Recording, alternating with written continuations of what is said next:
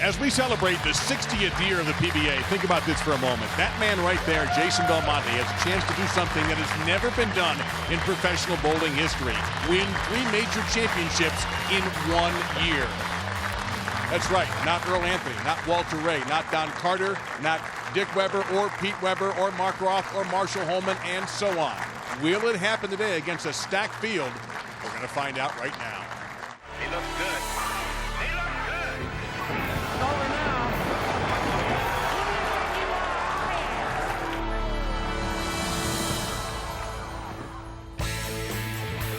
Welcome to the 2017 PBA World Championship. The number 5 seed with 1 career PBA Tour title from Evansville, Indiana, Matt Sanders.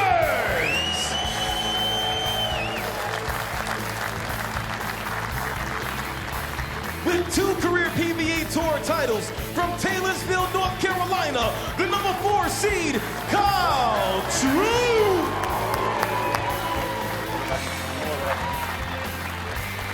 The number 3 seed comes from Cheektowaga, New York, with 7 PBA Tour titles and 1 major, Ryan Ciminelli.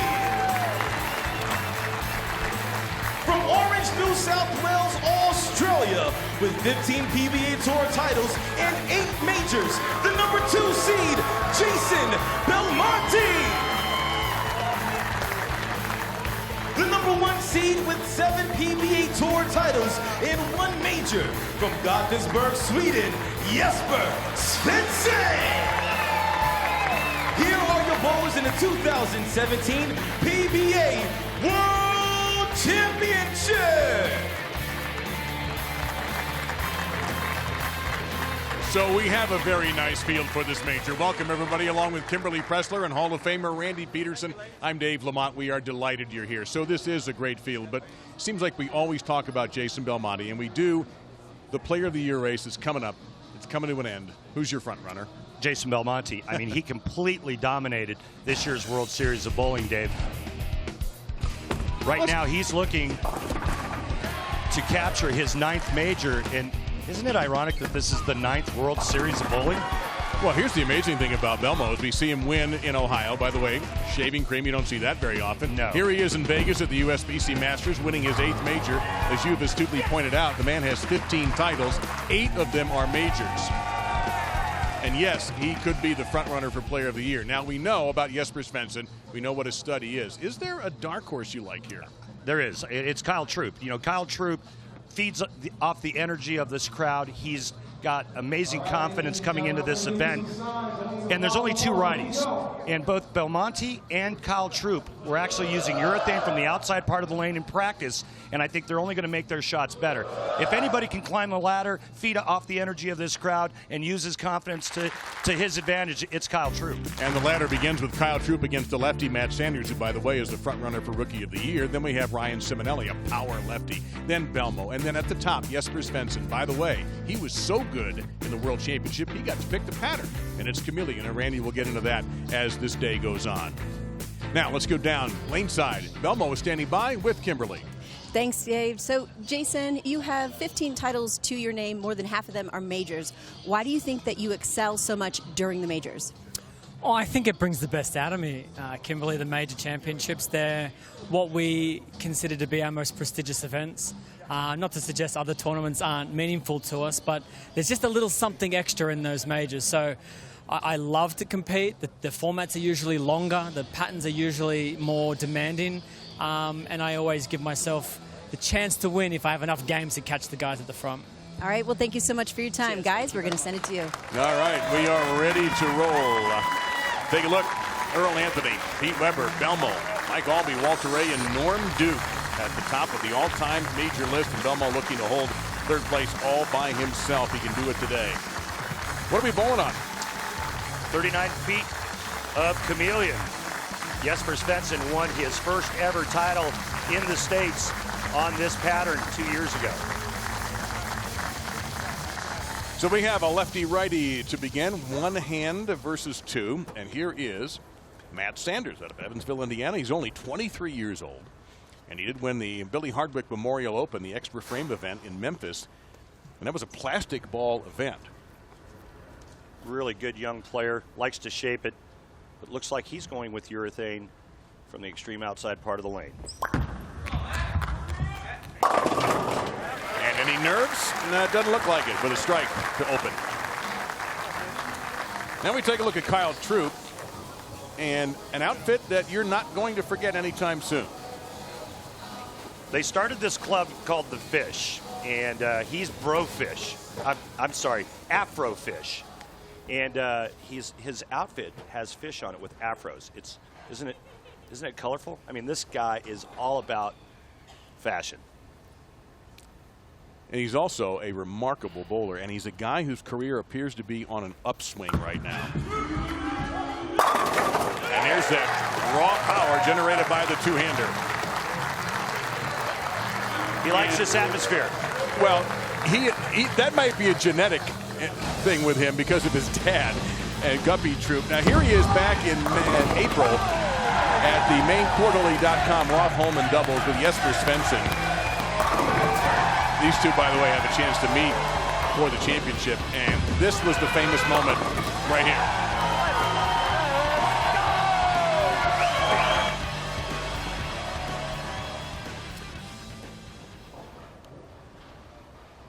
Kyle also using urethane from the outside part of the lane. Go. And win. 10 straight back into the pit.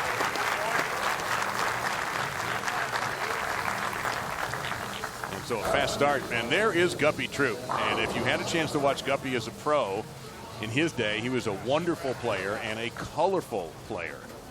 In an era where that wasn't always done by a lot of players, right, Guppy Troup really stood out. Plus he had game.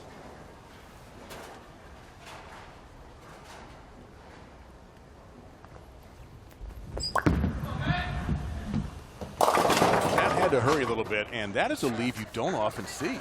Yeah, it was a light swisher that left the 5-pin. But this is an environment all new to Matt Sanders. Well, coming into this World Series, he'd only had 5 PBA Tour events as a member.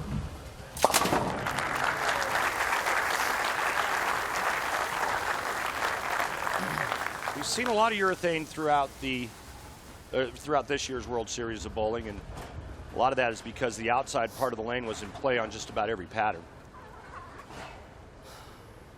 Is he the Rookie of the Year frontrunner? Without question. He's the only rookie to have a tour title this year. Yeah, tour title and makes the telecast at the World Championship? Absolutely.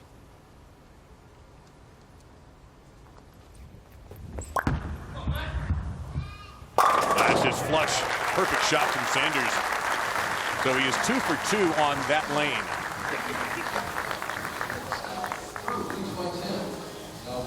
Kyle Troup owns a couple of titles. We take a look at his arsenal. And it's going to be pitch black to get things started for Kyle, who won in 2015 the PBA Wolf Open in Shawnee, Oklahoma. And then, of course, he and Jesper teamed up for that very entertaining PBA doubles championship victory at the Roth Holman.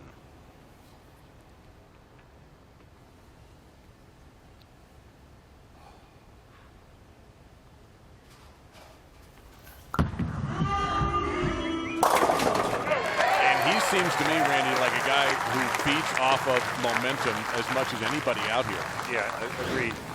The other thing about Kyle that's different now is the confidence level. And you take a player with his ability and then you add confidence to that. That's a pretty lethal combination. Let's go, baby! He's just dialed in right now. Yeah. I mean, it's not even any suspense as to whether or not he's going to throw a strike through the first 4 frames. We show you the format of this event, which actually sees 7 championships contended, 4 different oil patterns. You cut to the top 49 out of 195. Then you have more qualifying, and then the top 5 make this traditional step ladder final. A brutal grind. And Sanders is fighting right back.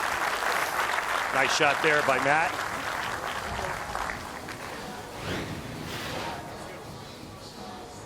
Beautiful game. Look at that position at the foul line. It's just gorgeous. Says the key for him is to stay slow, have a good pace, keep his hand nice and loose.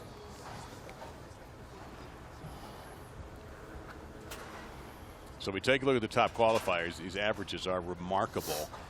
Svensson and Belmonte, and this is why Jesper, by the way, was able to pick this pattern. It was his choice, dealer's choice, you could say. And yes, sir. My, oh my. Wasn't sure how bad it was going to be, and you heard Matt's reaction when he let go of it. Well, this is going to be our Barbasol close shave today. It's a little high, and the 6-pin is paralyzed and goes down. Now Troup on the right-hand lane. In singles, by the way. He's 3-0 on TV. And again, just punishing the pins. A light hit there, but it doesn't matter. With that angle and that much power, even though it's urethane, he's going to throw pins around.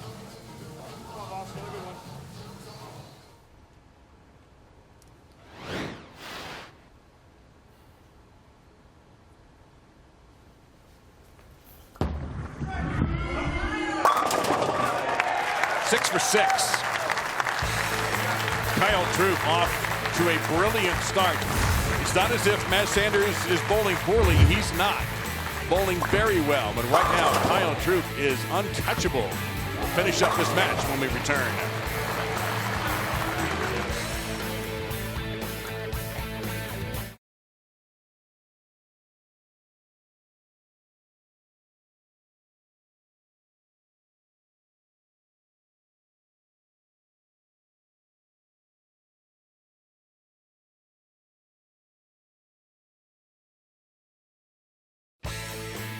The GEICO World Series of Bowling PBA World Championship was brought to you by GEICO.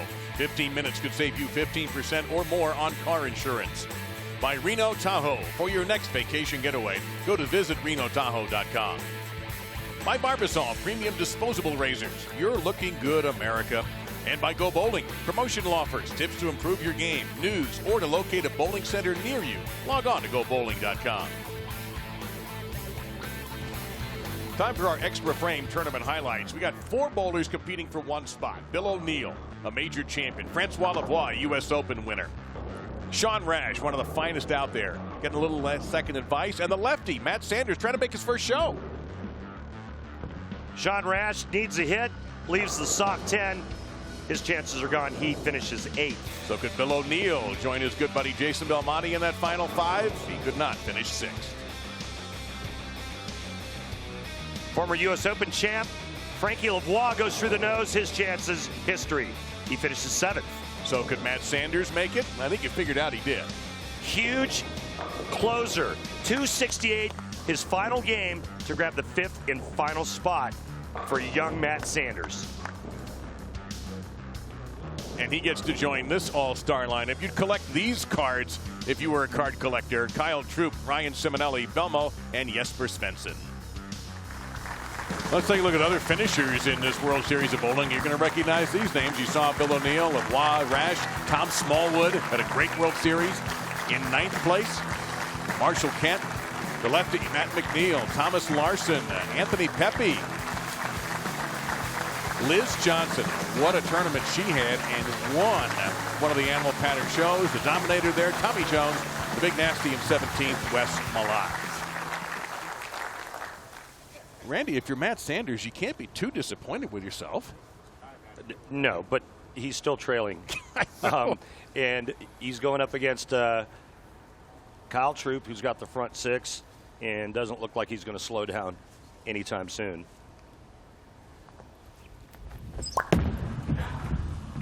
A push on the 10, but you know what? Apparently Sanders isn't either. He's hovering around in case Troup makes a mistake. Some nice pin carry here for Matt. Comes in a little bit light. Shreds the rack, takes 10 out.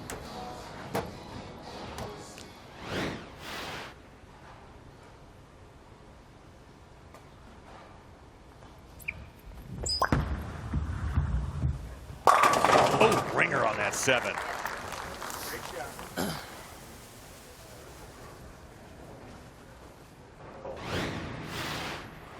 Good shot here. 4 goes around the 7, and he really needed that to keep the string alive.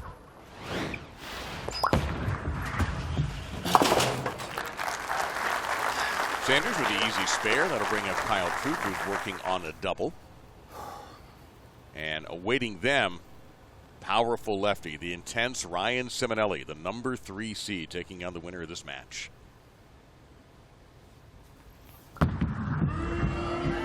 Move to the nose, and he breaks up trouble. Well, I think he's very fortunate. It wasn't a very good shot, and it did go high, but only leaving the 10 pin. It looked like it may have been a little slow out of his hand.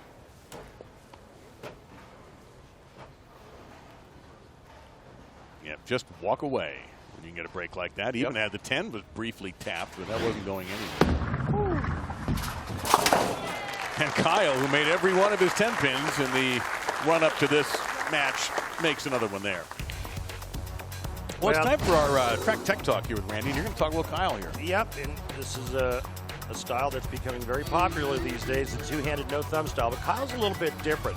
Real long steps. He likes to go a lot straighter than most of the two-handers, but can't play anywhere on the lane. He can throw it straight from the outside, as we're seeing right now. He can also get in and loft the gutter cap. He's very versatile, and you have to be a star out on the PBA tour. Let's go, baby. Yeah, that looked better. Yeah.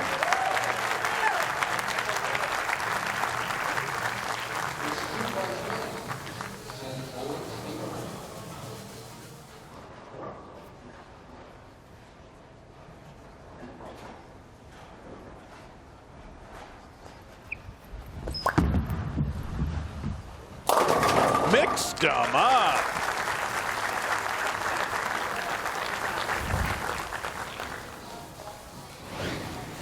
Hit him thin and watch him spin. That's what happens here with Matt Sanders. Catches a little wally right there. I tell you what, I really admire how Sanders is just not letting Troup run away with this completely.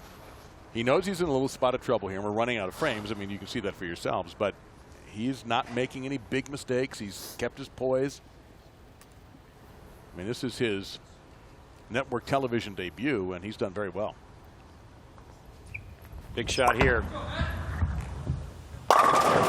Beauty. Still alive.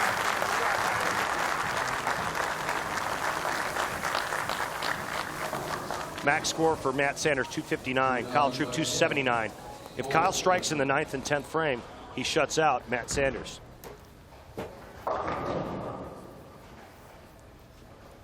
And we do have a possibility of a tie as well.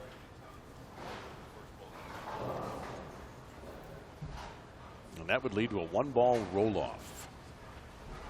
See what happens on this lane. Last time he went high, ball looked like it checked a little early.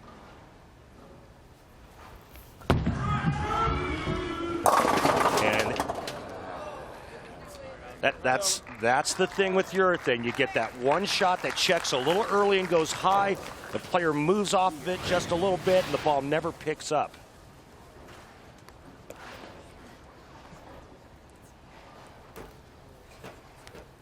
The good news for Kyle, he gets to finish on the left lane, and he still can't be shut out.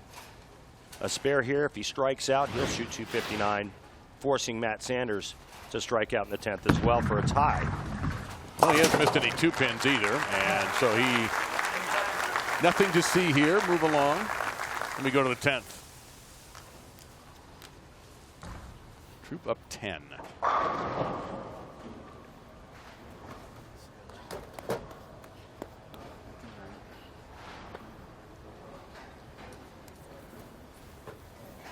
There you go. Look what could happen here, as Randy referenced earlier.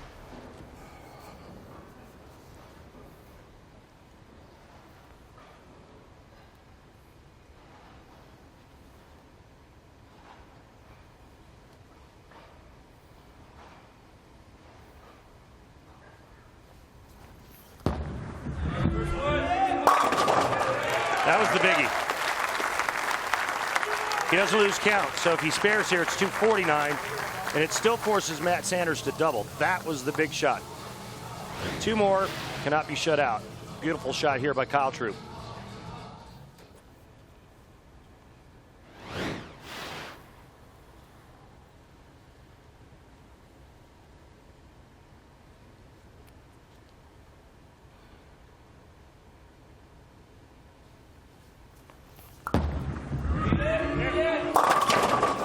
Messenger. Oh my goodness, I thought that 10-pin might go down. Holy cow, watch this. Really good shot. Messenger comes screaming across, and how does that 10-pin not go down? Watch what happens to the Messenger. See that, was it the 6 that kind of pushed it, took a little momentum away, I think. It stopped it. Yeah, Look at that. He thought the same thing we all thought. Got to make this. Uh-oh. That's a huge miss. His first missed 10-pin of the tournament. Strike 9 spare for Matt Sanders. We have a tie. But he still needs 2 to win.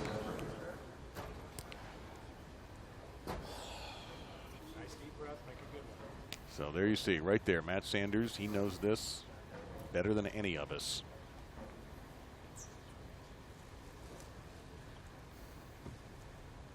Matt Sanders has never felt pressure like this before in his entire life. Well, he handles it pretty well. One more to go for Matt. Just when it looked like Kyle Troup was going to run away and hide with this match, Sanders one more strike away from advancing to take on Ciminelli. But does the degree of difficulty get higher the deeper you go into this 10th frame? All depends on how his brain's processing right now. Now we know what his brain is processing. Right now, if you're sitting on the bench, you got to think or feel, I just got beat. Okay. Well, the look on his face says it all.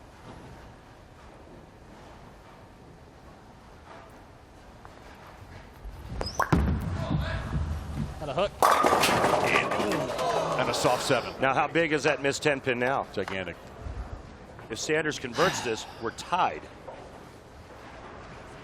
Troup makes the 10-pin. Sanders loses. And we are sitting on that possibility of a tie, as Randy mentioned. And if that happens, we, of course, will go to a 1-ball roll-off. No spares, just 1 ball. Best score wins. Remember, he's missed 5 of these throughout the World Series of Bowling. Not this one. Yep, solid. We have a tie. New life for Kyle Troup.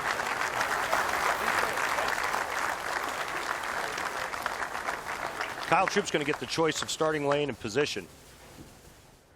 Ladies and gentlemen, by PBA rule, this time must be decided by a 1-ball sudden death roll-off. Kyle Troup is the higher seed. He'll have choice of starting lane and order. If the tie remains after those first shots, the players will alternate lanes, bowling in the same order until the tie is broken.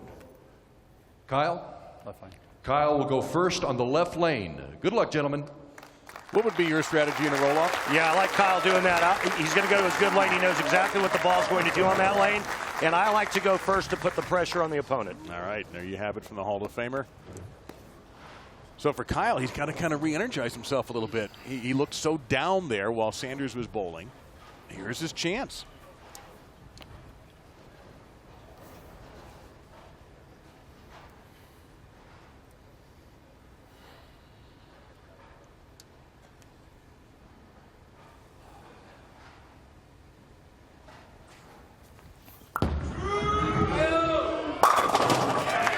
Left lane, his pal during this opening match of the World Championship. It's very simple for Matt Sanders. If he doesn't strike, he doesn't win.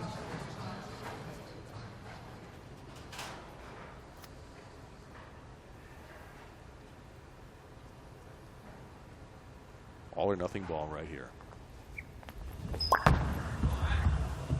To the nose, and Kyle Troup advances in a 1-ball roll-off. What a match. Ups and downs, and just when you thought one guy had it won, the other guy had it won, and then for a moment, no one had it won. Until Kyle Troup gets the strike on the roll-off. He's on to match number 2 against another lefty, Ryan Ciminelli.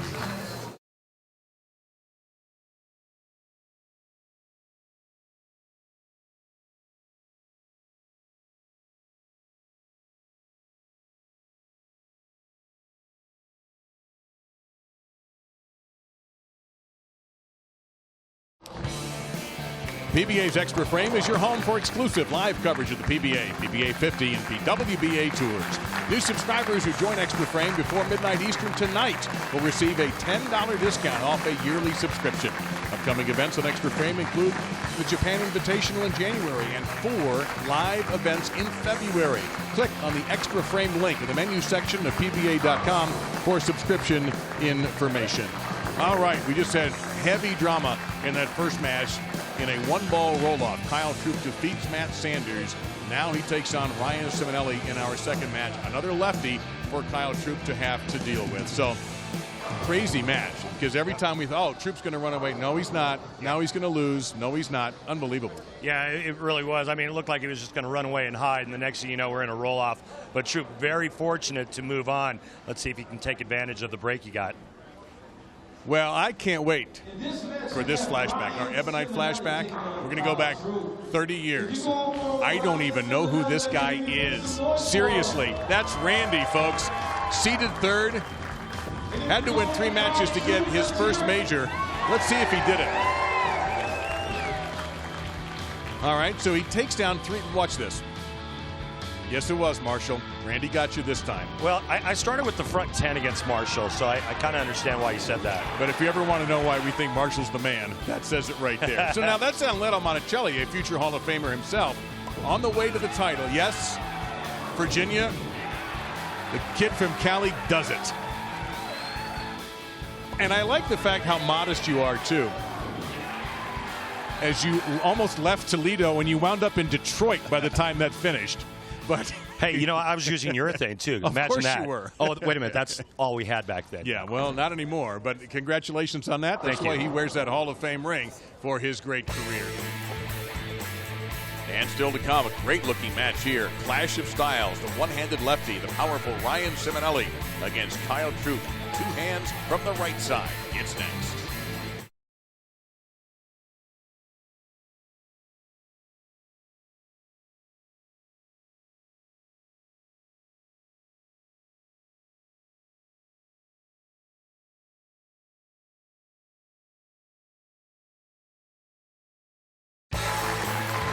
Inside the National Bowling Stadium in downtown Reno, this is the GEICO PBA World Series of Bowling, and this is the World Championship. And now match number 2 with Kyle Troup and the lefty, Ryan Ciminelli.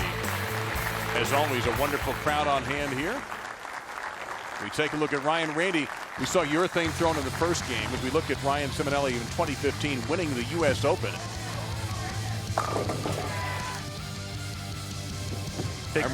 Big, powerful shots from the outside part of the lane. You were there. I was, as a matter of fact. That was and he defeated the Dominator to win that title. A great field out in Texas. And Ryan is standing by with Kimberly right now.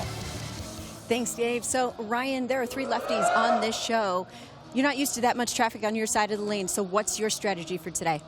Yeah, they definitely changed from when we practiced a little bit ago and to right now. So I'm going to have to parallel in. I'm hoping there's not too much carry down with that urethanes. I'm going to have to shape it a little bit more. And what are the lanes looking like? They're starting to get beat up, especially in the front of the lane. All right. Thank you so much, and good luck today. Thank you. And that actually, thank you, Kimberly. That was going to be my question to you, is how do you think this is all going to work with the urethane that we just saw thrown by Matt Sanders? I mean, he said it perfectly. The front part of the lane starts to go. He's got carry down. It's going to really test Ryan Ciminelli's skill level because he likes to fire it. He's going to have to move in. You heard him say, I've got to shape it a little bit more. His tendencies is to get fast and throw it hard. And when you do that on carry down, the ball never picks up and it goes light.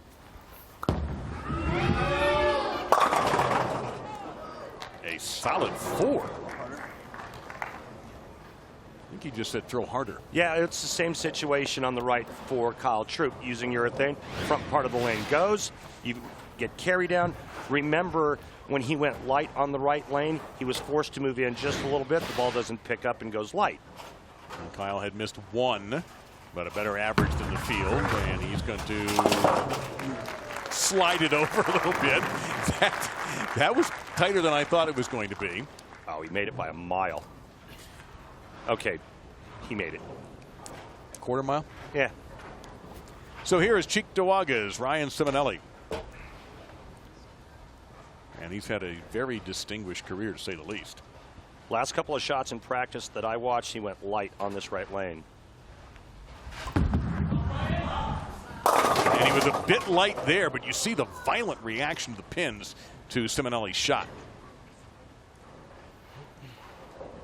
He can't square up too much because of the amount of rev rate that he has. And you see that follow through that has become very popular on the tour these days. And Ryan versus the 10 pin. Usually Ryan wins.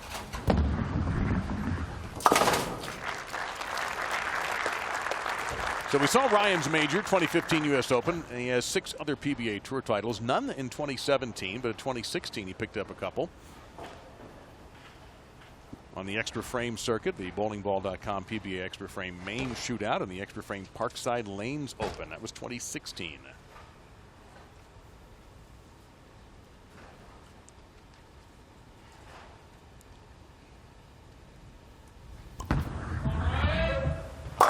And there is some power from that left-hand side. Now let's go down to Kimberly, who's with the other lefty, Matt Sanders. I sure am, guys. Matt, you got to be proud with your performance. You kept the pressure on Kyle the entire time and even forced a roll-off. What happened with that last shot? I actually think I calmed down a little bit for that last shot. I was pretty nervous the whole match, and thought I threw it pretty well, but caught a little bit too much and just went high. So. Well, you might have been nervous, but you did not look it at all. Thank you so much for your time, Thank you. guys. Yeah, Matt, we look forward to seeing you again, and we know we will.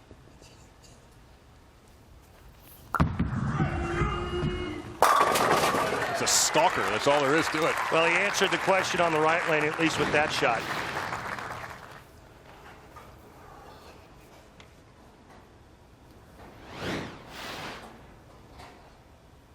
He is looking for his first major championship.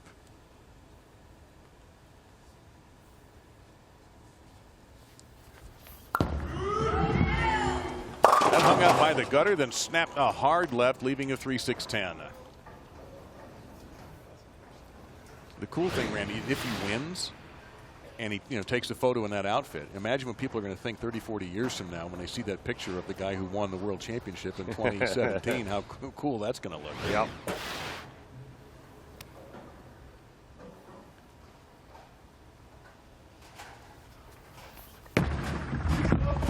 Missed it. Yeah, it never did turn over. Make it fair on TV today. That's for sure.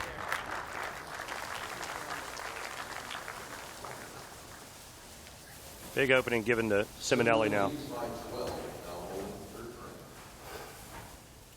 And we've talked about it a lot before in major championship competition under the bright lights and ESPN. Generally speaking, when you miss makeable spares, it's it usually doesn't bode well for that player. No. Now he got a break there, did Ciminelli. One of my favorite things about his game is right in line with his first step. Watch his face. That way it doesn't hook. It just gets almost angry as he goes to start his approach. Now, I don't know if you'll see that face on a spare, but I love that lockdown concentration he has right before it almost goes with his first step. Yeah, there you go. Look out! All right, he got it. That was thrown so hard, I thought that might have turned all the way away from that. It's time for our Columbia 300 fun fact. There are 7 arrows or indicators on a bowling lane here at the National Bowling Stadium. The arrows are between 13 and 15 feet from the foul line, moving from the right gutter to the left. These arrows are placed every 5 boards. So the first arrow is the 5th board, second the 10th, and so on through the 7th arrow on the 35th board. Yeah, you use the arrows to pick out a target that you try to hit, because it's a lot easier to hit something at 15 feet than 60 feet. That's not going to be easy to hit no matter how many feet away it is, and that's going to be an opportunity to get Troup back into this match. As soon as the lanes got tight down lane on the left side, that spelled trouble for Ciminelli because of how hard he likes to throw it.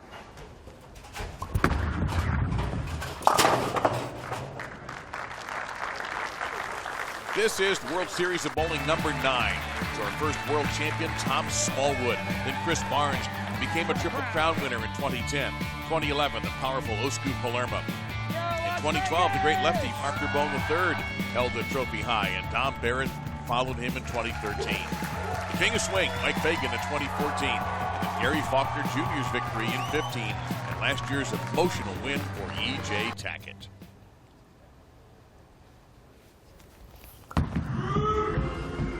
Ooh, look out there.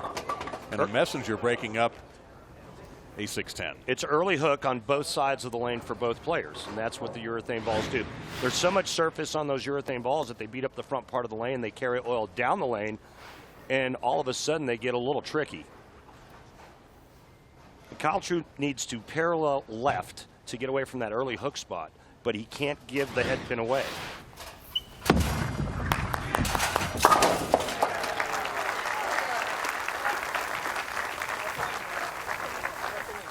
And that graphic we showed you was only qualifying. Did not count the missed 10-pin that he had in the previous match, which he survived. A lot wiser heads than me will tell you that one almost sure way to lose a match is to miss a single pin. But he got away with it. Last two shots on this left lane. High, left 4-pin in the first, 3-6-10 that he missed in the third. Parallel in, get away from the early hook spot, and keep it nice and tight straight through the front part of the lane.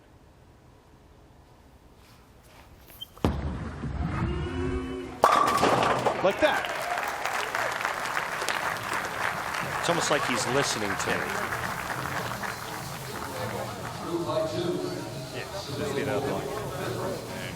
Getting a little more advice from Timmy Mack. Great international player that's bowled and won all over the world. But we take a pretty good look. You see how he's kind of migrated in just a little bit, but he has to keep his angles extremely straight through the front. Just raw power that time from Ciminelli, as you talked about. That is his game. That's what he's comfortable with. It was a better shot. You know, it was a better shot. He executed perfectly on that shot and got the ball to tip down lane.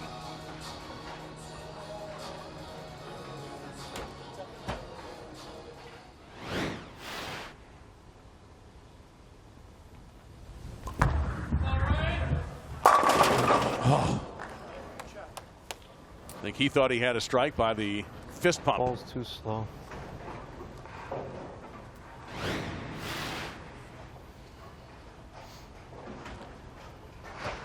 All right, now, I have to admit, I don't expect to hear him say ball's too slow as hard as he throws it.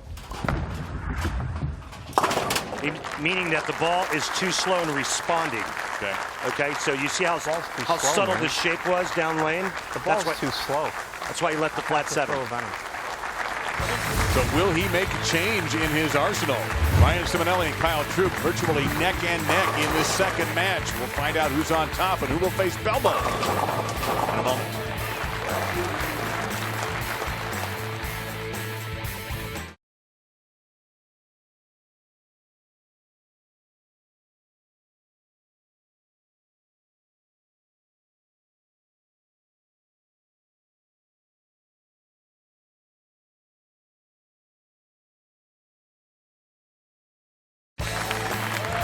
Now more bowling coming up next Sunday at 1 Eastern on ESPN as the World Bowling Tour Finals. Diana Zavjalova, the top seed, Danielle McEwen, two-time defending champion, and Shalene Zulkifli from Malaysia, tremendous player. And we don't know yet who's going to be the top seed because so much depends on what happens today. Marsh Kent's going to be there, but will Belmonte be the top seed or will it be Jesper Svensson? We're going to find that out today. But that's the unique format with the international scoring style, and it's going to be a lot of fun. We had some drama there last year. So as the lanes have transitioned, Randy, the scores have dropped. Transition. Front part of the lane broke down. Urethane carrying oil down towards the head pin.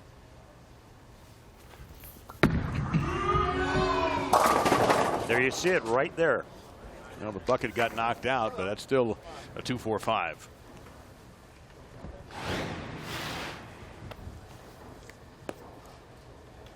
This is a good shot. It's now a matter of the ball not picking up and coming around the corner because the oil is moving down the lane.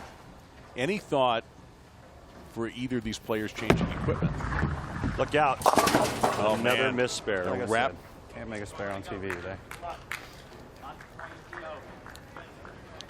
Yeah, I think that's right now, I think Kyle Troup needs to probably go to reactive resin.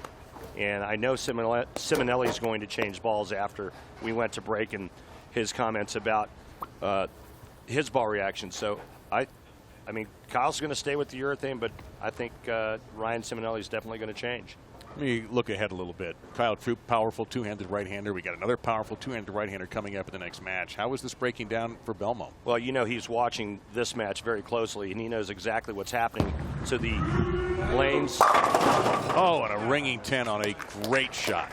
He knows what's happening to the lanes. He's watching Troup's ball reaction. He knows the fronts are broken down, and he knows what urethane does to an oil pattern. It's a good shot here, but it's still a ringing 10, and with the miss spare and that ring 10, all that does is give Ryan Ciminelli more hope. We'll see if the ball change that he makes works.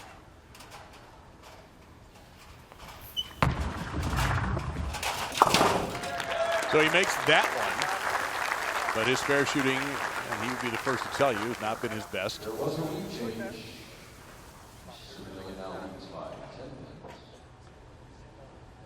I don't know if that's the same ball or if it's a different ball, or the same ball with a different layout, but it looks like it's the same ball he's been using.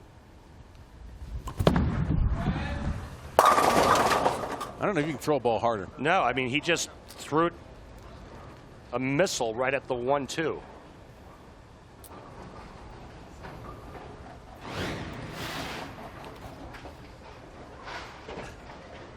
I mean, look at how he literally came out of his shoes on that shot.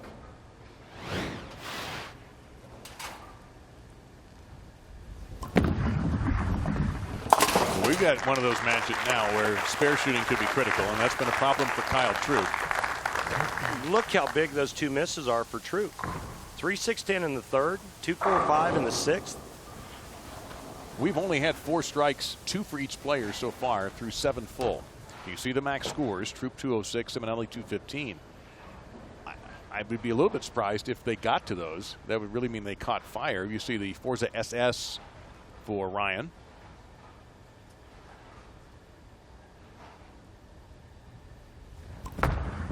Great shot.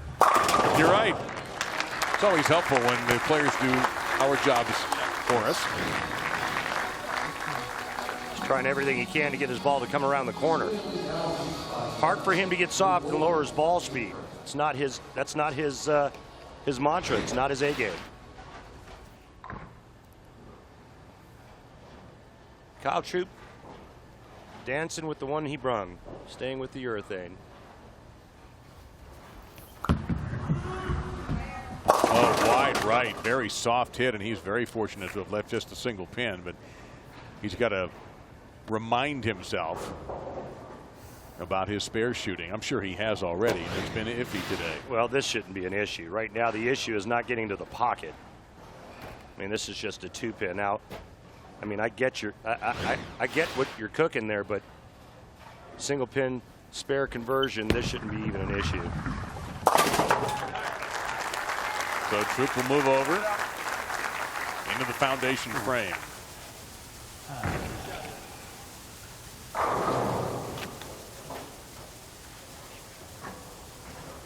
In the distance, you hear Jason Belmonte striking during practice. Yeah, on that pair. Good point. Kyle Troup has to finish the match on the right lane.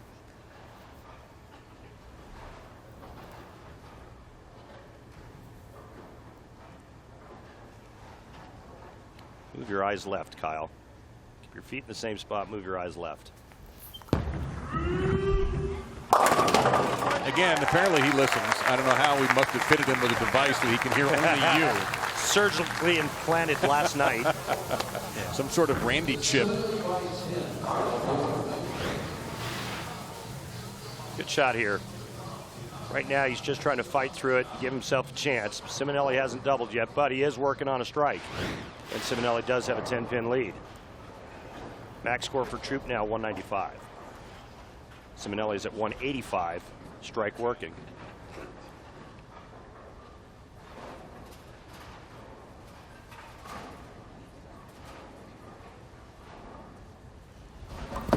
Oh maybe. Maybe. His best shot of the match when he needed it most. Players know it as soon as the ball leaves their hand.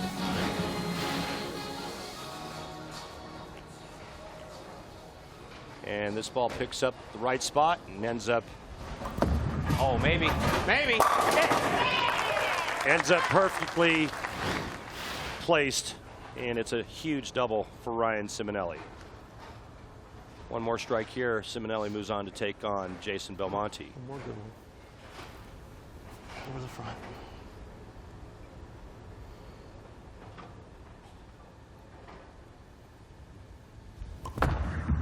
Wide. And a 10-pin stays in place.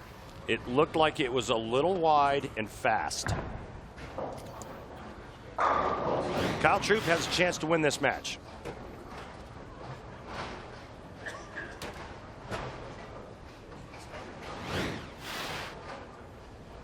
But it's on the right lane for him, and that's going to be tough. Yep.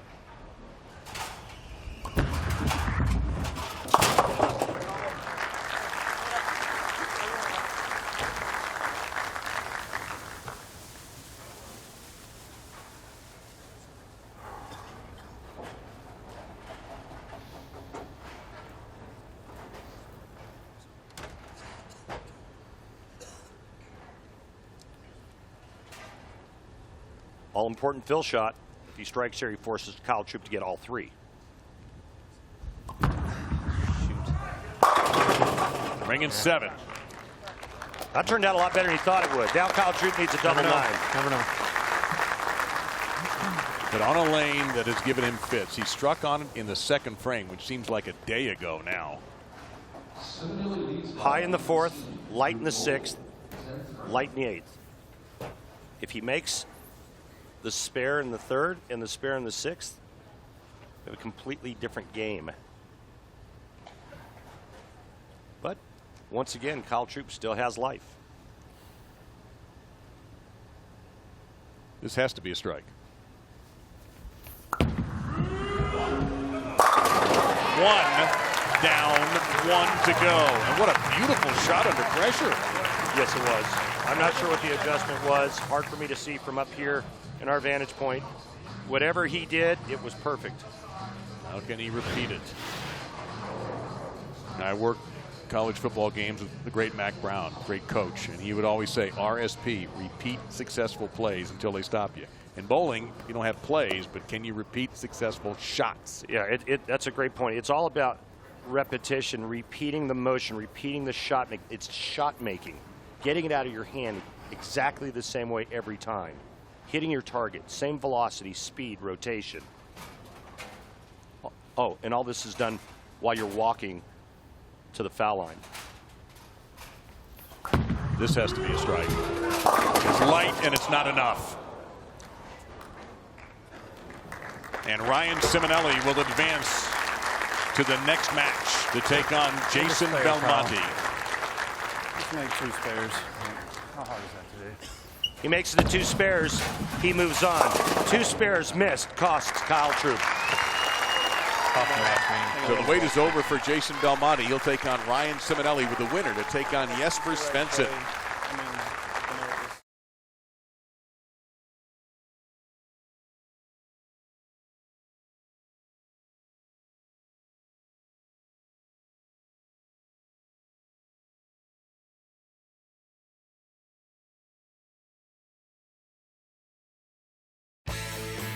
The GEICO World Series of Bowling PBA World Championship is brought to you by Go Bowling. Promotional offers, tips to improve your game, news, or to locate a bowling center near you. Log on to gobowling.com.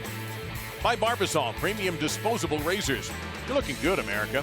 By GEICO. 15 minutes could save you 15% or more on car insurance.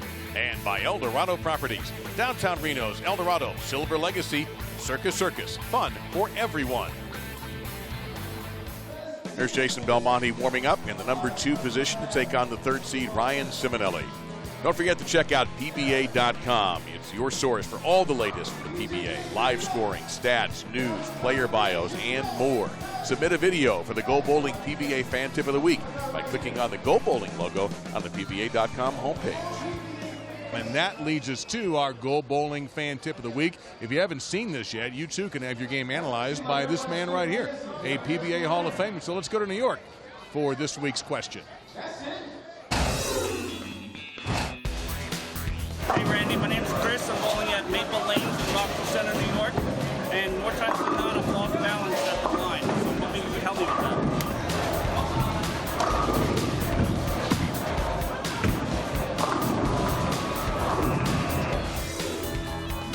All right, Chris, thanks a lot for your video. So the thing that I noticed is that you pull so hard from the top of the swing that the counterbalance move is falling off balance. What I want you to do is free your arm swing up and physically throw the ball about half speed. This will take the pull and the muscle out of your swing, and it'll improve your balance at the foul line immediately. Well, there you go, and that is your Go Bowling Fan Tip of the Week. Still to come, match number 3, Ryan Ciminelli against Jason Belmonte, getting plenty of advice. What he has to do as these lanes continue to transition as Belmo tries to win a 3rd major this year.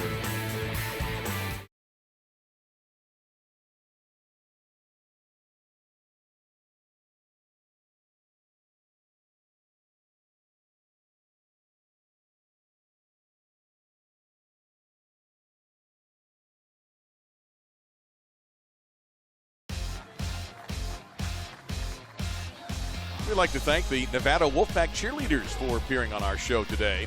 Let's take a moment now to update you on the stepladder. You've got Belmo versus Ciminelli with Jesper Svensson on deck. And of course, Randy, how about an update on what Ryan Ciminelli is doing now equipment-wise? His tour rep, Brett Spangler, said that Ryan Ciminelli is going to change to a symmetrical ball and move right. He thinks it's developed enough now. Going to a Venom shock. Be right. It was. Wow. Good guess.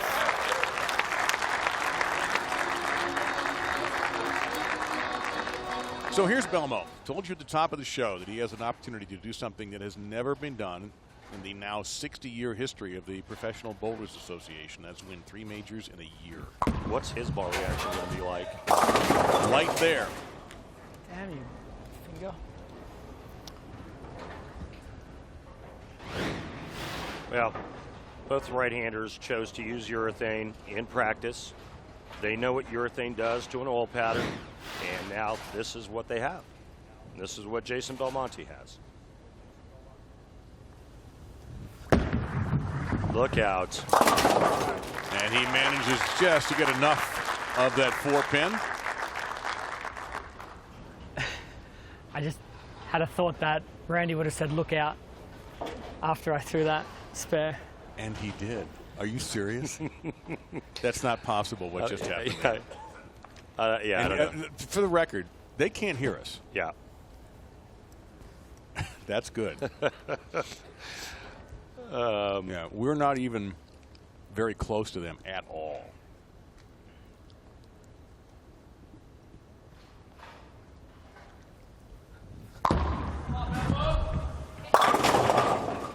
A little high there on the 4.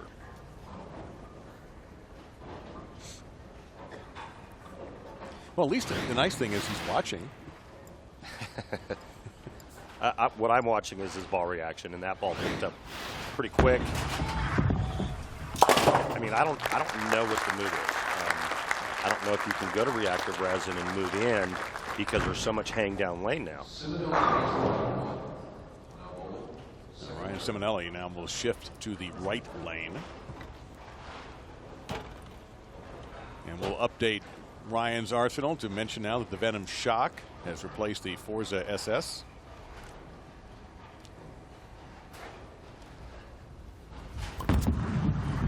Tip. No, sir. 10-pin stays standing. Lane's tight down there. Wow.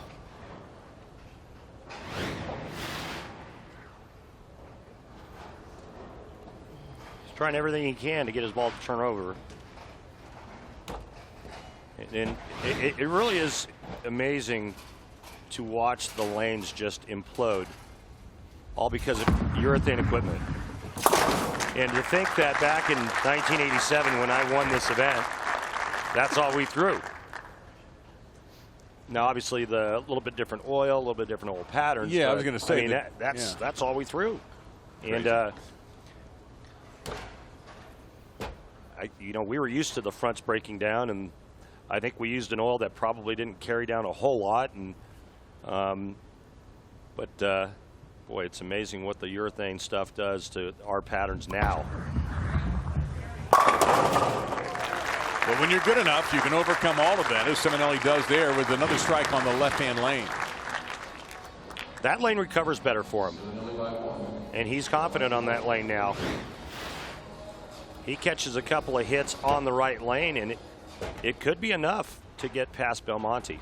This is what Jason has done. And Player of the Year is also something that Randy mentioned at the top of the show. You have to think that Jason is the front runner. He had a gigantic World Series of bowling.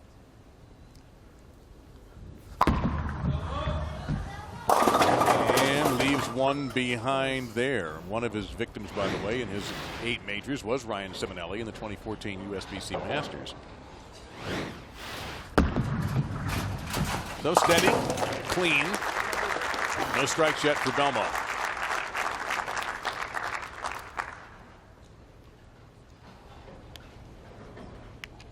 John, can I take a re-rack, please?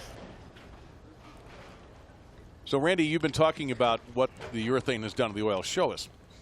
Well, it's, tearing up this part of the lane, and right here is the laydown, and this area is just getting beat up, so the players have to move a little bit left, or the right-handers have to move a little bit left off of that. But the problem is when you do that with urethane, the ball doesn't recover down lane. What about the left side? Because we have a two-handed power lefty coming up in Svensson. It's very similar on that side as well.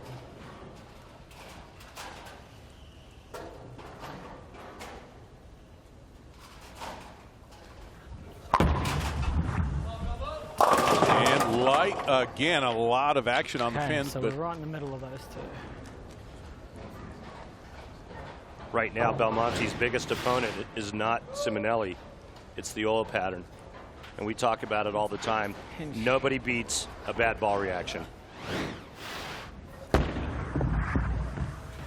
let's head down lane side. Kimberly Pressler was standing by with Kyle Troup.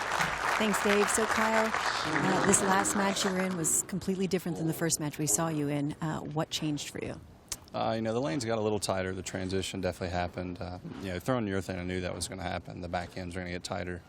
I tried to make good shots. Did miss 2 spares, which came down to be the deciding factor. So it's going to be a little hard to swallow, but still a good week. It was a great week for you. Tell me a little bit about what's happening on the lanes right now.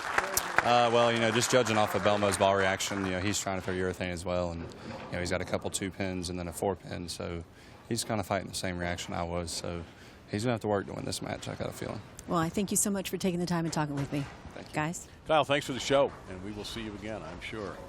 So Ciminelli riding a little wave here. 3 strikes out of 4, and a double.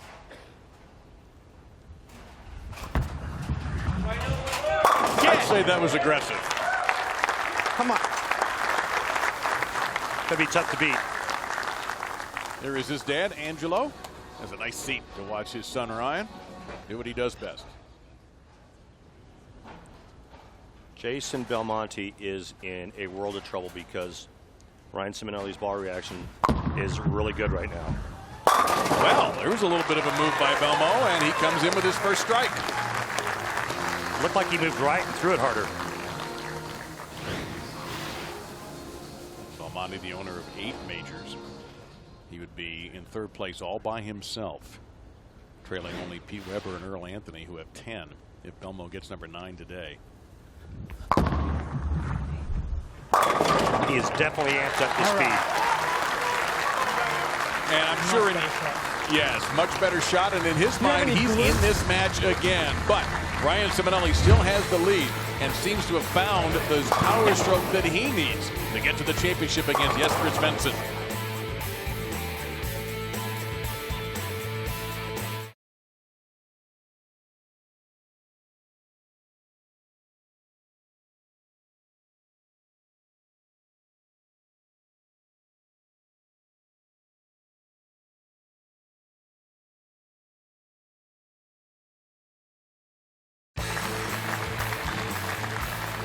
The GEICO PBA World Series of Bowling.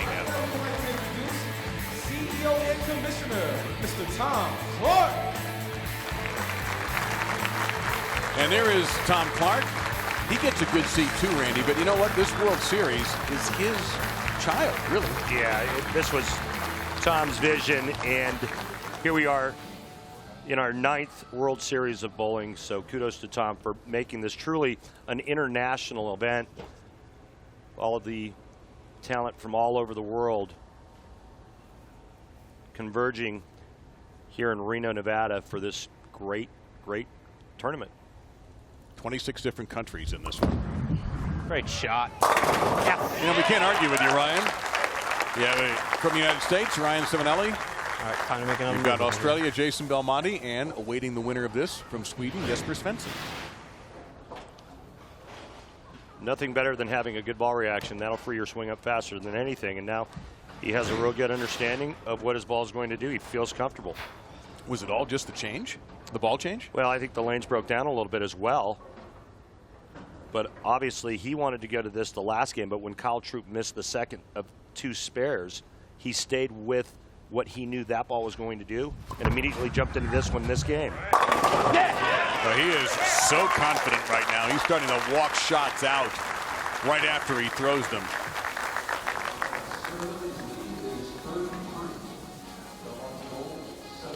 But you can never completely count this guy out. Look at what he's done in majors. 39 appearances. He's grabbed 8 titles, 18 top 5s, 27 top 10s.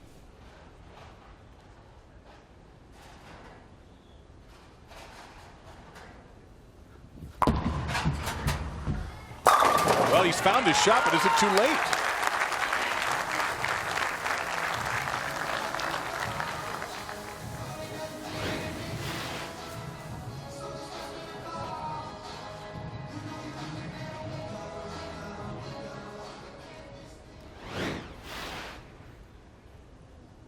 Nothing but major champions from here on in. Ciminelli, a U.S. Open champion. Belmo, an 8-time champion. And Svensson is a major champion as well. Carry. It did. 7-pin. A little late, but down it goes. The man with the gold shoes. Looking for gold here in Reno. And throws the shade right back at Ciminelli.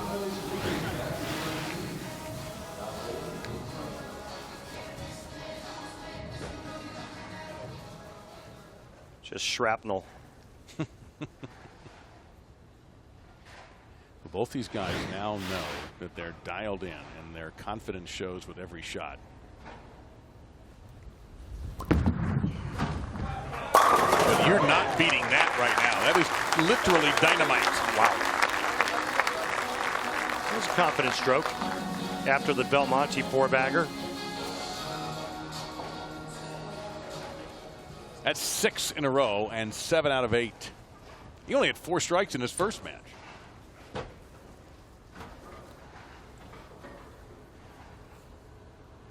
.280 max.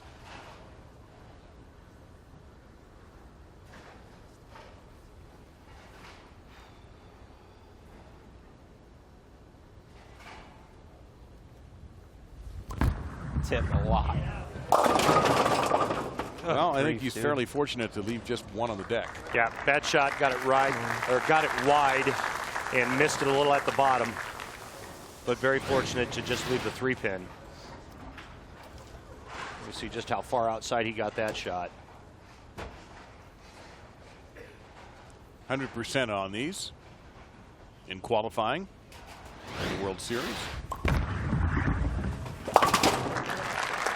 Treating that pin with utter disdain. His lead shrinking a tiny bit to 22. Throwing a pitch black. Belmonte can strike out to shoot .257. That would force Ciminelli to double and get 9. Seems like this is a reoccurring theme. Yes, it is, isn't it? He didn't like it. Well, if you don't like it and you still strike, wow. Got got real aggressive and real hard with this, and it looked like he lost his footing, but it sure ended up in a good spot. So he's only down a dozen.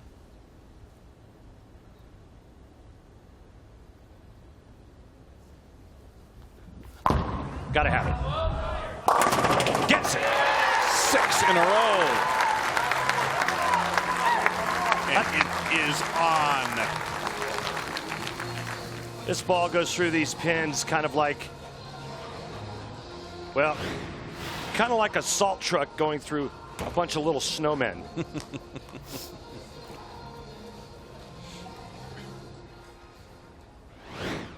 Well, 257 still in reach.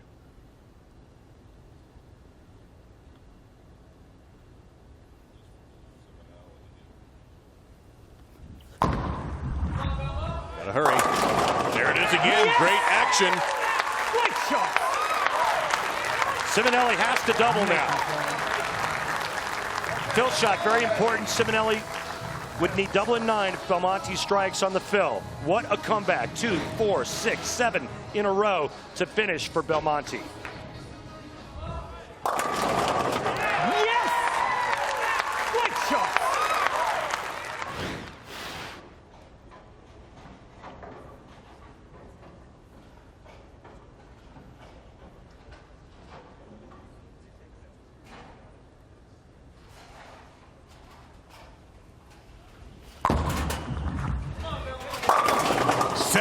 Down you go. How about that 10th frame? How about the last 8? My goodness. Ciminelli needs a double 9. Anything less, Belmonte bowls for his 9th major title.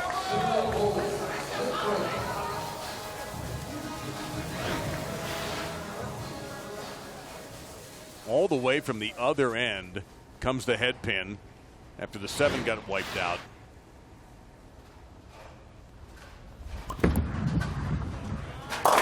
We're not finished yet. No, we're not. I don't think there's any doubt that Ryan Ciminelli will hit the pocket. Question mark is, will he catch enough of the 1-2 to carry? It's like watching Aroldis Chapman throw a fastball right here. Yeah. A lefty throwing about what seems to be 100 miles an hour. But this has to be a strike.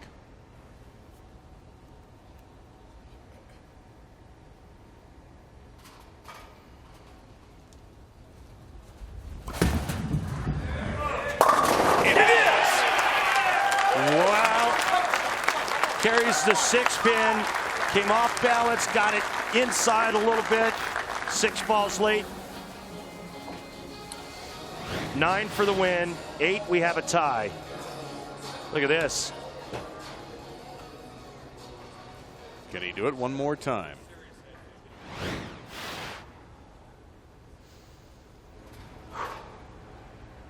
Haven't seen that from Ciminelli. Some really deep breathing going on for this fill shot.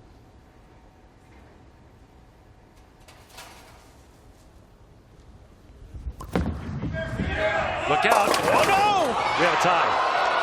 For a moment, he had lost it, yep. But it's a tie for the 2nd time on this championship where it's a roll-off. You see how heavy he was breathing going into it. He was perfectly fine for the first 2 shots, and it was almost like he got real nervous on that fill shot, and it showed, pulling it right through the face. Ladies and gentlemen, by PBA rule, this tie must be broken by a 1-ball sudden death roll-off. Jason Belmonte is the higher seed. He will have choice of starting lane and order. Both players will throw 1 shot on the same lane. If the tie remains, the players will alternate lanes in the same order until the tie is broken. Jason. I'll take the left lane, go first. Belmonte elects to start on the left lane. Good luck, gentlemen. As great a finish as you'll ever see. Ryan Ciminelli had it in his hand, and now he's going to have to watch the 2 hands of Jason Belmonte on the left lane. And there's no favorite lane right now for Belmo because he's on fire. Well, he's picking this lane because he just finished here, had great success here, and he knows exactly what this lane is giving him. Got a hook. He leaves a 7 behind. Get those hits. Get those ones. All right. So for Ryan Ciminelli, a strike is victory. All right. Second chance, man. What are you going to do with it? A 9 will do it again. Less than that, and it's Belmonte on to face Jesper Svensson. He's on the lane that recovers the most. He's got plenty of hook on this left lane. Plenty of ball reaction. Strike to win. Ace, baby, that's ace. Oh, No, it's not. And Belmo advances. Belmo advances. Oh, that was so good. Nobody here can believe it. I couldn't throw a better shot. What happened?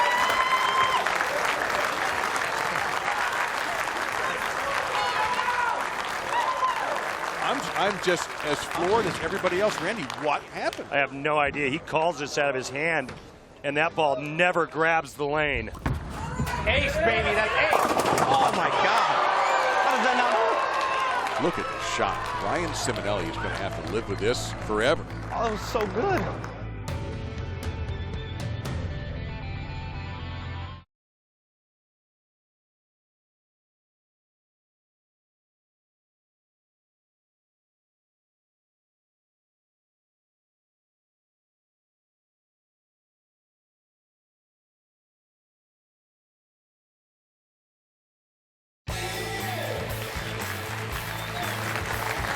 And the GEICO PBA World Series of Bowling, and everybody here needs oxygen after what we've witnessed so far, Randy. Our GEICO Championship recap.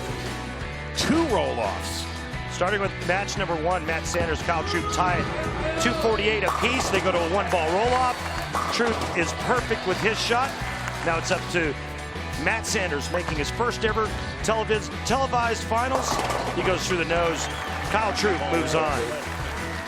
That was a high-scoring match. The second one was not, with Ryan Ciminelli and Kyle Troup. But we have the possibility of a tie in this match. Ciminelli could have put Kyle Troup away if he struck first ball in the 10th. Instead, it was 9, spare 9. Troup needs a double and 9 to win. He gets the first hit, leaves the bucket. Ciminelli moves on to face Belmonte. And then things got nuts. Belmonte throws the last 8 strikes to tie Ciminelli. They go to a roll-off. Belmonte leaves the Swisher 7. Ciminelli needs 10 to move on for the title. Ace, baby, that's ace. Oh, my God. How does that not work? Neither player could believe what happened to them in the roll-off. And now the heavyweight championship of bowling is about to happen with Jesper Svensson and Jason Belmonte. Pure two-handed power, one from each side for the PBA World Championship.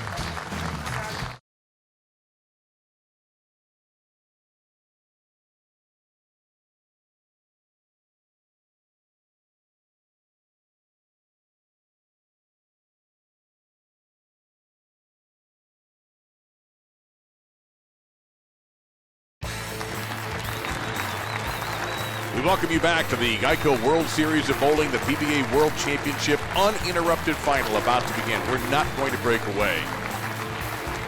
This is an unbelievable dream matchup between these two. You see the ages, they're still young. Jesper Svensson at this year's World Series averaged over 241, knocked down 14,465 pins over 60 games. That's 336 more than Belmo, and he struck almost 70% of the time. But all of that doesn't mean a thing to Belmo as we come down to one match for the title.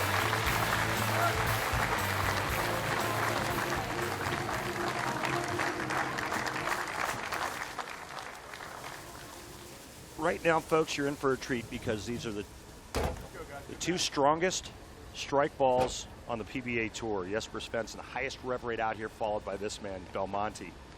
E.J. Tackett not far behind from that in terms of the power category, but both players throwing urethane, and the National Bowling Stadium will probably have to replace the pins here on lanes 25 and 26 after these guys are done. And starting off on the left lane that he finished on, Belmonte gets it going with a strike.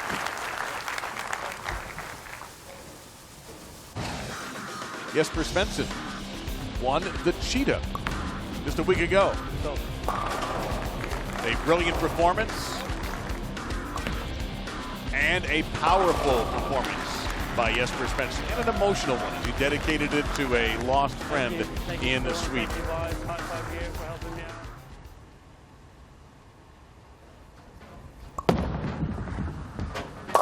Through the nose and early trouble for the Swede.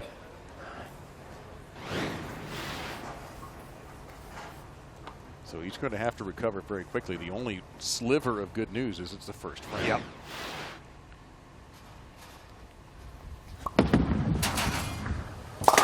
So he'll take his meds and move on to the second frame, and that leads us to our hammer tough spare replay.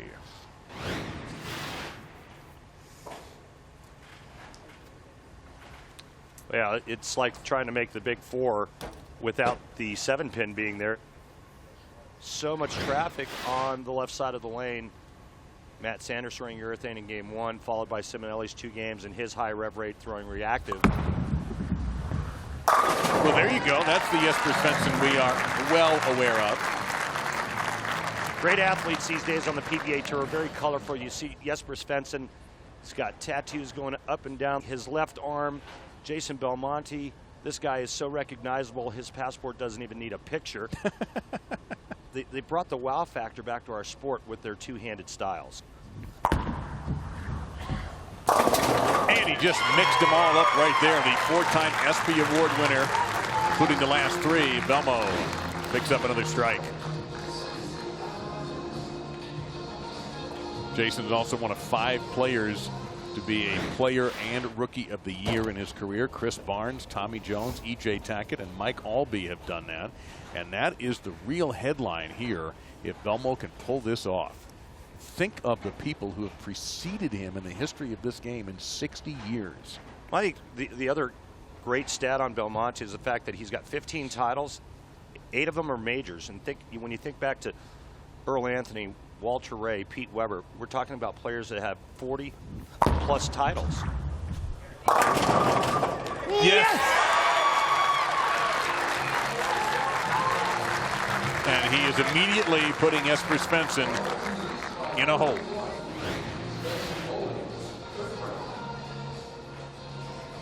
Well, that's some pretty good pin action there. So here's what's happened in prior World Series shows. I hope you had a chance to see Liz Johnson become the 2nd woman ever to win on the PBA Tour. The rookie, or the television rookie, Richie Teese, and then Svensson in the Cheetah, and Tackett in the Scorpion. No words. No words. Yeah. Kimberly Pressler is standing by. Kimberly. Thanks, guys. I'm joined by Ryan Ciminelli. So, Ryan, your reaction at the end of that roll-off spoke volumes, but you also said, I thought it was good. So what happened? Yeah, we actually checked the shot tracker, and rev rate was on, ball speed was on. It was 0.4 boards right. I would throw that shot 100 more times. I can't believe it didn't hook. Thank you so much for taking the time and speaking with me. Ryan, thank you. I know that's not an interview you wanted to do, but we really appreciate you taking the time to talk to Kimberly. Svensson working a double.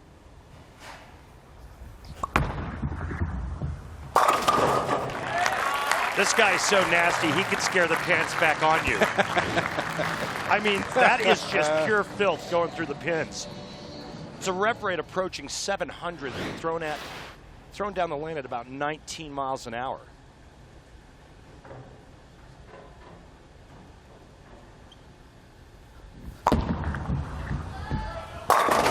Oh, quiet 10 for the golden shoot one. Boy, take a picture of that. That's almost like a Bigfoot sighting when you see Jason Belmonte leave a soft 10.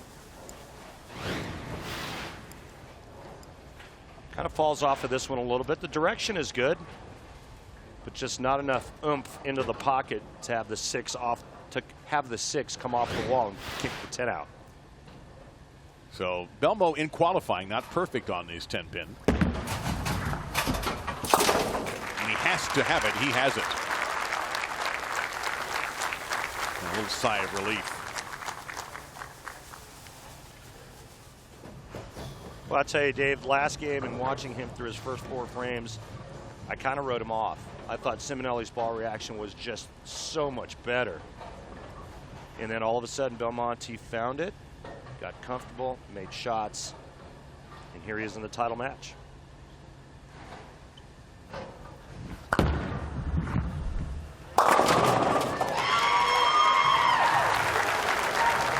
Well, I don't think you're supposed to have that happen very often. Well, he's holding his finger insert that came out of his, I believe it's his middle finger. So he'll look for some super glue and glue that grip back in. And see if we can see it on his, yep, there it is. Is it his ring finger or his middle finger? I can't tell. Getting off of that. That's a quick fix. Easy fix. That's plenty. Meantime, Jesper looking for 4 in a row. Oh. And one solitary pin just laying there unconscious when it was over with. I'm not sure I've ever seen the 4 take out the 7 that fast, ever. So Jesper, pitch black. Yeah, he's got about 8 of them. Drilled a little bit different, each one different surfaces.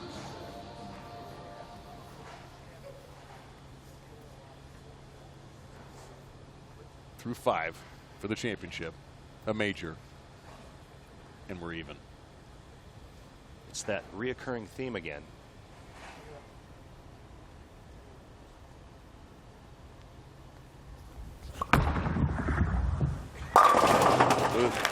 It's as if he took a knife and just chopped them in half like you're slicing open a cantaloupe or a grapefruit. I just love the demeanor, the attitude, the personality after throwing this. It's just the polar opposite of what his bowling ball does when it goes through the pins. It's just so casual. All right, there's another strike. Now, that's externally. Internally, you know this guy's jacked up as much as anyone. Now Belmo down 10. And a little trouble here. Bad shot, got it right. 2-8. Stay behind it, buddy. What does he mean there? Got to stay behind it to make it read, to make it roll earlier. When your hand gets on the side of the ball, there's more side rotation. It goes longer and then has a little bit more change of direction. Most of the players today on the PBA Tour like to get their balls to read the pattern sooner, so it's smoother off the end of the pattern, especially when you're throwing urethane. A lot of deep breaths on this show today. A lot at stake here. $60,000 first place check, major championship. Belmonte looking for even firmer place in bowling history than he already has. A 9th major, 16th title. Svensson looking for a 2nd major and a 7th and 8th title at 22 years old. That looks good. Wow. Hand up the back, the ball reads, finishes perfectly in the 1-3. Well, Jesper knows that Belmonte's not going to fade. You can't ever assume that. But you know what? Jesper is perfect against Belmonte on television. Beat him twice at the main event in Orlando. Averaged just I think a little over 260 at him. Well, he has not won a singles title in 2017. So it'd be a way to finish out your year.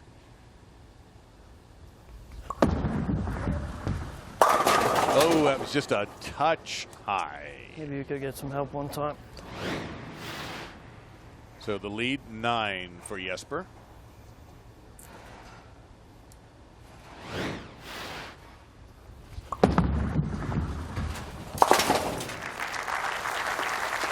Well, not surprisingly, we're going to go down to the final 3 frames with another close match.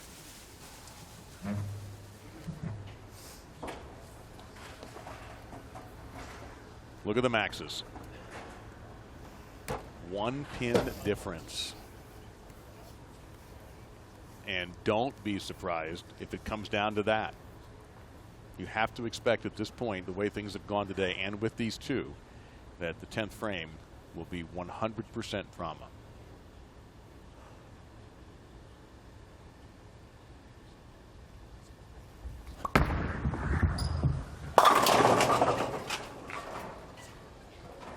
Looks a little surprised. That ball picked up a little early, and he goes high once again. And this match is getting very interesting with Belmonte working on a strike in the 7th. So back-to-back conversions for Jesper.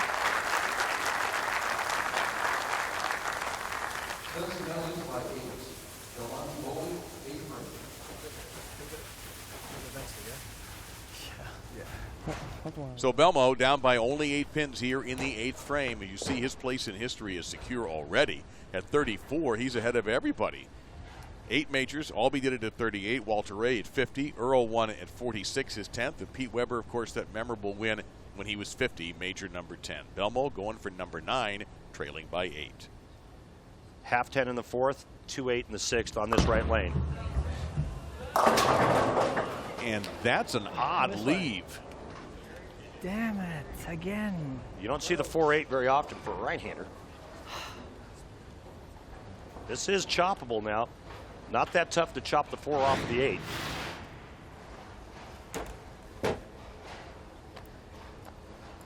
He's got to finish the match on this right lane as well. He has not struck on it in the last 3 shots. Svensson in command. Still hoping that 2-pin would finish those others off, but it did not.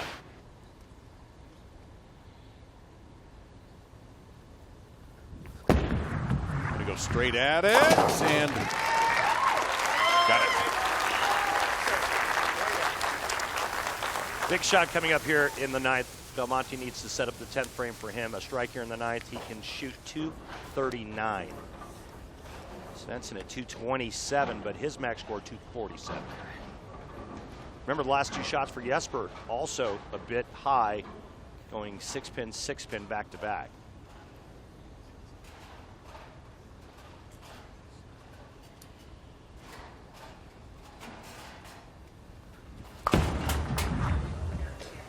Sharp. Yeah, he loves that left lane. Well, he's got to make an adjustment on the right lane, that's for sure, to have any chance of winning this match. But Svensson can control his own destiny. Think about this stat. At the young age of 22, if Jesper Svensson strikes out, he will be Hall of Fame eligible. At 22. 8 titles, 2 majors. Isn't that something? Oh, very light. And a 5 left behind. Wait a minute. Now the 7 on the lead. Belmonte can strike out and win this. Which he figured out about 1 blink of an eye after he saw this. Well, that's the adjustment off of the ball reading a little bit early and going 6-pin. And we talked about it the entire telecast.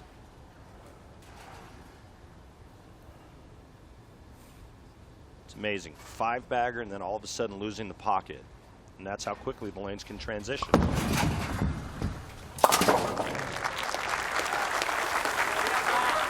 we promised you 10th frame drama, and we have it.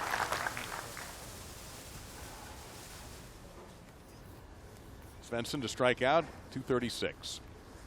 And would force Belmonte to strike in the 10th.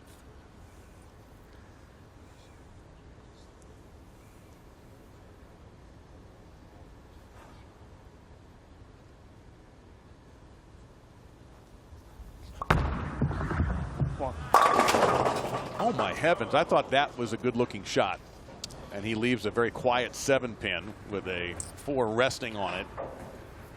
So he won't get that 236. Well, it looks like the lanes and the oil pattern have pushed him a little bit farther in than he wanted to be, and that affected the pin carry on that shot. And again, another rare sighting of a player with that much power leaving a weak 7. Missed 5 of these throughout the event. We'll take care of it there. Belmonte needs the first hit and counts. But it'll be on the right lane where he has not had the success he's had on the left. In fact, his last strike on the right lane was in the 2nd frame.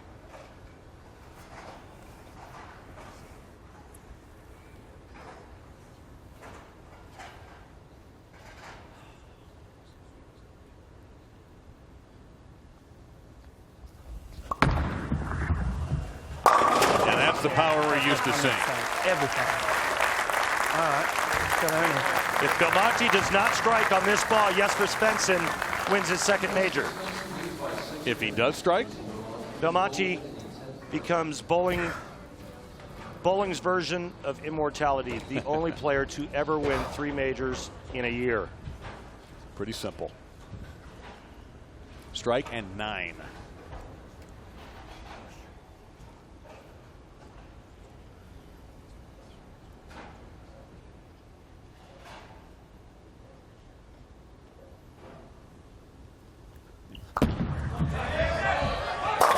He had to have it, and he got it.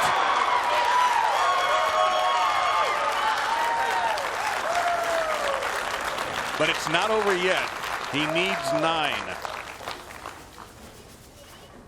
And if he doesn't, if he gets 8. 7 spare works, 8 spare works, 9. It's done. Done. 9 on this ball, it's over. I like his chances. So much for the right lane giving him trouble. When he had to have it, it was there. Amazing guy.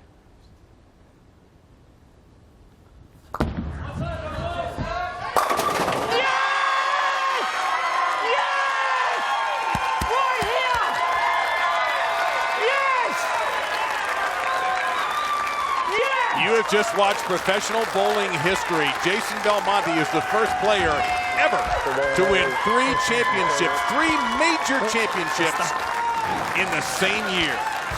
His 9th major. He is now 1 back of tying Pete Weber and Earl Anthony. Uncanny, unstoppable, and unbeatable. Jason Belmonte is your PBA World Champion. We'll be back. Present him with a trophy right after this.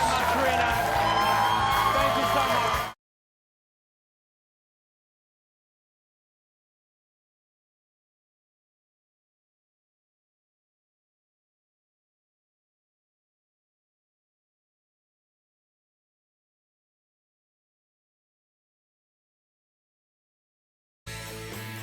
The GEICO World Series of Bowling PBA World Championship is brought to you by Go Bowling.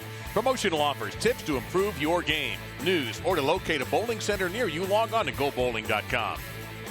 By Reno Tahoe. For your next vacation getaway, go to visitrenotahoe.com. By the United States Bowling Congress, creating competitive opportunities at all levels. As we build a future for the sport, visit bowl.com for more. And by PBA Bowling Challenge. Bowl against your friends or the PBA pros. Download the free app today. In bowling, you literally hold your future in your hands. And Jason Belmonte, with that shot, became number 3 all-time in majors with 9 and the only player in PBA history to capture 3 majors in the same year. There we have updated the numbers. Now, 1 to catch Pete and Earl. Now, standing by with Commissioner Tom Clark and Jason Belmonte is Kimberly Pressler. Thanks, Dave. Tom Clark, please do the honors of the trophy presentation. Thanks, Kimberly. That was the most exciting World Series of bowling ever, and it's won by perhaps the most exciting bowler of all time. Jason, congratulations. I know you wanted this one. On behalf of the PBA, it's the Earl Anthony Trophy as the PBA World Champion. Congratulations. Cheers, man. Thank you. Jason, as you hold that trophy, I don't know if you know this or not, but you made history today. You are officially the only person ever in PBA history to win 3 majors in 1 year. How does it feel to make history? It feels incredible. Kimberly, I don't know what to say. I'm just extremely blessed to be able to do what I love every single day of my life. I mean, I'm going to do this until I'm dead. There's nothing going to stop me from bowling, and to win these trophies along the way is really just a bonus. So I am very honored, though, to be the only person to have done it 3 majors in 1 year. It's very cool. Well, it appears that you have locked up Player of the Year as well with this win. Thoughts on that? I actually haven't had a chance to really digest that thought. I'm really just kind of sinking in the moment of winning this trophy. But I think tomorrow when I calm down a little bit, I'll start thinking about those awards as well. Well, congratulations. You've earned this on your 9th major win. Here's a common sight the last few years on the PBA Tour. Jason Belmonte, the last one standing, holding the trophy as he has made bowling history, capturing major number 9. Coming up next week, 1 o'clock Eastern Sunday, the World Bowling Tour Finals on ESPN. For my partners, Kimberly Pressler and Randy Peterson, and our great ESPN crew, we thank you for watching. You saw professional bowling history made today by Jason Belmonte.